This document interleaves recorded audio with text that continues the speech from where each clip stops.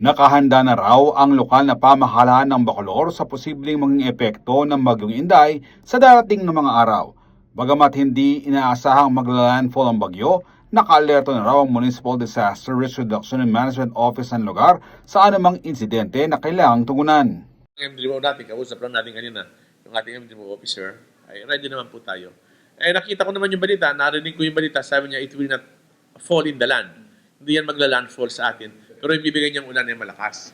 Kaya kailangan lagi doon tayong handa, lagi tayong open sa communication sa bawat barangay, yung ating Municipal Disaster Risk Management Office ay handang-handa po sa preparation ng pagdating ng habagat. Isa raw sa mga tututukan ng LGU ang Barangay Tinahero na madalas na binabaha kapag malakas ang ulan. Tinahero lang naman tayo yung ating housing project. Wala namang ibang binabaha dito, yun lang. Yung nag-backflow yung galing ng Minaling, yung ating Santo Tomas Tail Dike, Santo Tomas Minaling Tail Dike. Alam mo naman, kinulong tayo eh. Doon sa baba, balik-balik lang naman ng kwento, di ba? Kinulong tayo dyan. So, ang sa baba, talagang balik yung tubig sa low-lying areas natin sa Tinahero. After that, wala tayong malaking problema dito.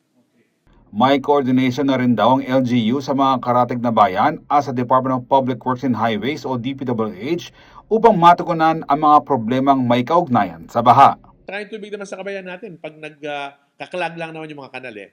Pero flash lang yun. Pagkatapos, wala na rin yun. Normal yung ngayon yata eh.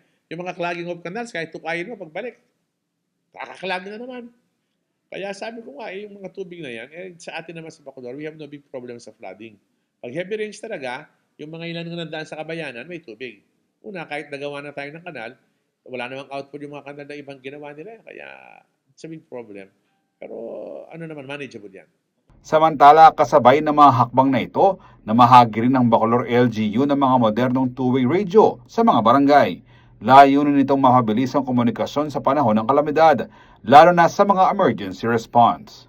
Yung ating disaster office po, we instructed our disaster officer na bumili ng mga radio communications. Ito po, ang radyo ito ay talagang, you can use it nationwide, kahit saan, for emergency. So lahat po ng barangay captain natin, binigyan natin kaninang umaga. Kaya tumawag sa atin ba siya kahit anywhere in the country, basta may signal. Yung mga radyong may SIM card yun ilo-load. So napakaganda, para ginagamit sa disaster. Sa kabuuan, tiniyak ng Bacolor LGU na nakahanda ang mga evacuation center at iba pang response measures sakaling lumala ang epekto ng Super Typhoon Inday sa bayan.